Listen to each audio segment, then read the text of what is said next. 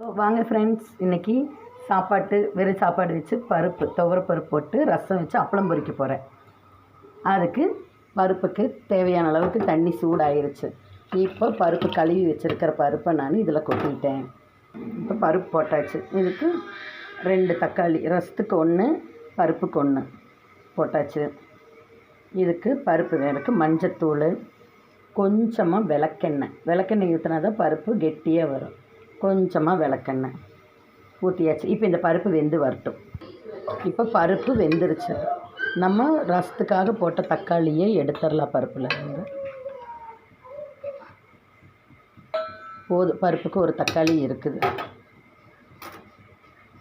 இப்போ இந்த தண்ணியை நம்ம புளி ஊற வச்சுருக்கிறோம். அந்த புளிக்குள்ளே இந்த பருப்பில் இருக்கிற தண்ணியை ரசத்துக்கு எடுத்துக்கலாம்.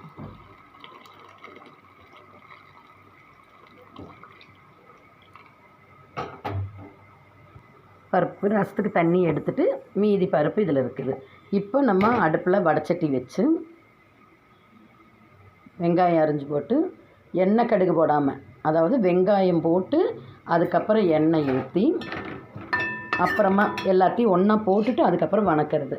இப்போ பச்சை மிளகா 4, வரமிளகா 4 கிள்ளி போட்டிருக்கிறேன்.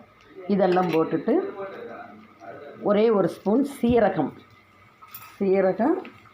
ஒரு 5-6 கருவேப்பிலை கிள்ளி போட்டுக்கிறது. இதை இப்படியே நல்லா வணக்கிக்கணும். வெங்காயம் போட்டு அதுக்கப்புறம் இதை வணக்கிறது. அவ்வளோதான். இப்போ இந்த வெங்காயம், மிளகாய், சீரகம் எல்லாம் நல்லா வணங்கிருச்சு. இப்போ இதை எடுத்து நம்ம இந்த பருப்புக்குள்ளே கொட்டிடணும். பருப்புக்குள்ளே கொட்டி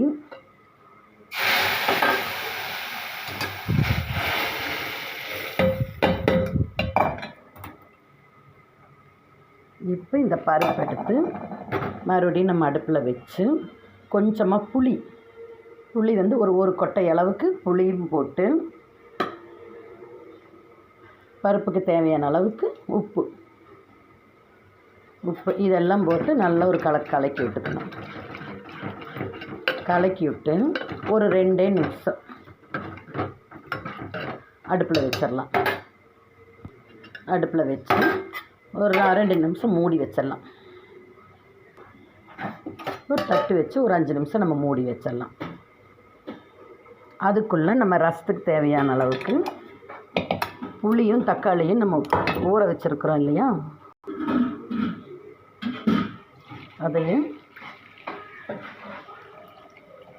பார்த்திங்களா, பருப்பு தண்ணிக்கு விளக்கெண்ணெய் ஊற்றுனதுனால எவ்வளவு நல்லா திக்காக மஞ்சள் குளிச்ச மாதிரி வந்திருக்குது. இப்படி இருந்தால் தான் ரசம் நல்லா டேஸ்ட்டாக இருக்கும். நல்ல தண்ணியாட்டு இல்லாமல் ரசம் கொஞ்சம் பருப்பு வச்ச தண்ணி வச்சோம்னா நல்லா குழம்பாட்டு இருக்கும். இப்போ இந்த தண்ணி நம்ம புளியை கரைச்சி எடுத்துக்கலாம். இப்போ நம்ம புளியை கரைச்சி அதில் இருக்கிற சக்கையெல்லாம் நம்ம எடுத்துடலாம்.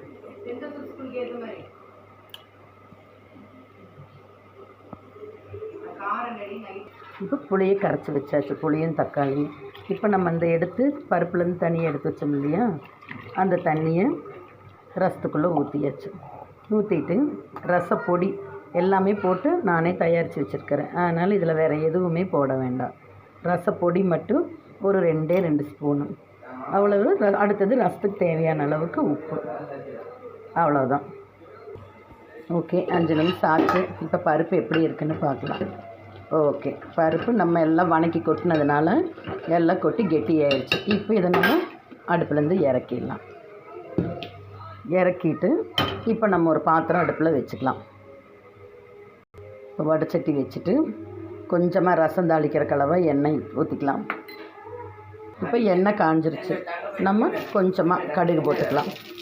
கடுகு வெடித்தது 2 வெள்ளைப்பூண்டு, கருவேப்பிலை, அவ்வளோதான். இதை மட்டும் வணக்கி விட்டுட்டு பூண்டு எண்ணெயில் போட்டோம்னா ஒரு கொஞ்சம் மணமாக இருக்கும். இப்போ நம்ம கரைச்சி வச்சு ரசப்பொடி எல்லாம் போட்டு ரெடியாக வச்சுருக்கிறோம். வேறு எதுவும் போட வேண்டாம். இதை மட்டும் போட்டுட்டு இந்த ஸ்டேஜில் நம்ம உப்பு காரம் பார்த்துக்கலாம். ஓகே, உப்பு கரெக்டாக இருக்குது. ஒரு கொதி வர வரைக்கும் வெயிட் பண்ணுவோம். இப்போ ரசம் கொதி வரப்போகுது. கொதிக்கிற அளவுக்கு விடக்கூடாது. ஒரே ஒரு கொதி வந்தது அடுப்பை ஆஃப் பண்ணிவிட்டு ரசத்தை டக்குன்னு எடுத்து ஊற்றிடணும். ஏன் கொதிக்க விடக்கூடாது? கொதிச்சதுன்னா ரசத்தோட மனம் போயிடும். அதனால் இப்படி எடுத்து ஊற்றுனதையுமே டக்குன்னு கொத்தமல்லி தலையை போட்டு அந்த மனம் வெளியில் போகிறக்குள்ளே மூடி வச்சிடணும். இப்போ ரசம் ரெடி ஆயிடுச்சு. இப்போ நம்ம இந்த பருப்பை கடைஞ்சிக்கலாம். இப்போ இந்த பருப்பை நம்ம நல்லா மத்து வச்சு, ஏற்கனவே நல்லா மசிஞ்சிருச்சு பருப்பு, அதனால் நல்லா கடைஞ்சி எடுத்துக்கலாம். இப்போ பருப்பு நல்லா மத்து வச்சு கடைஞ்சி எடுத்துட்டேன். இப்போ இந்த பருப்பு கடைஞ்சாச்சா, இனி அடுத்தது இதை எடுத்து நம்ம ஒரு பாத்திரத்தில் மாற்றிக்கலாம். பாத்திரத்தில் மாற்றிட்டு கொத்தமல்லி தழை போட்டோம்னா பருப்பு ரெடி. இப்போ பருப்பு, உப்பு பருப்பு, இது ரசம், ஒயிட் ரைஸ், சாப்பாடு ரெடி. வாங்க சாப்பிடலாம். Okay friends.